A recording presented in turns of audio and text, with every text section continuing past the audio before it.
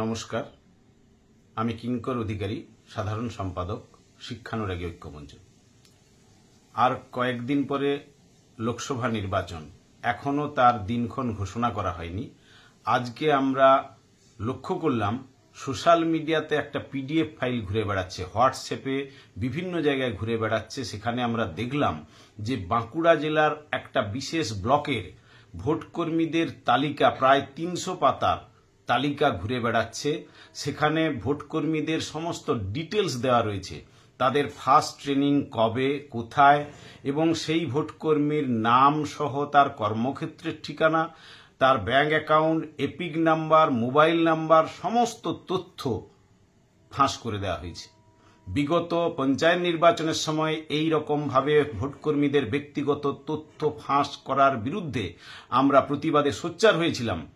তার জন্য এই আগামী যে লোকসভা নির্বাচন, তার আগে গত 10ই নভেম্বর আমরা সিইও দপ্তরে, যেখানে আরিজ আফতাব মহাশয়ের সঙ্গে সাক্ষাৎ করে এই দাবি তুলে ধরেছিলাম, কোনোভাবেই যেন না ব্যক্তিগত তথ্য ফাঁস হয়।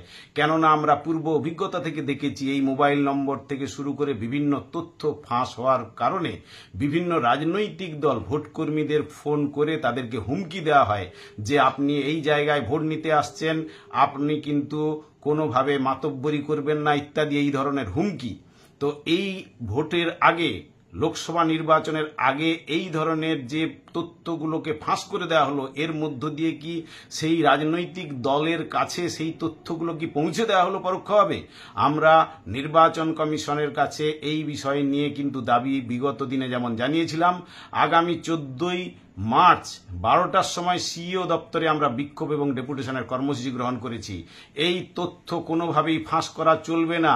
আগামীতে অন্যান্য ক্ষেত্রেও পরবর্তী যে ট্রেনিং আসছে, সেখানেও সমস্ত ডিসিআরসি সহ সমস্ত তথ্য ফাঁস করে দেওয়ার যে বিগত দিনের যে নজির রয়েছে, সেটা যাতে আটকানো হয় তার দাবি আমরা করছি। না হলে আমরা প্রয়োজনে আইনি পদক্ষেপও গ্রহণ করব।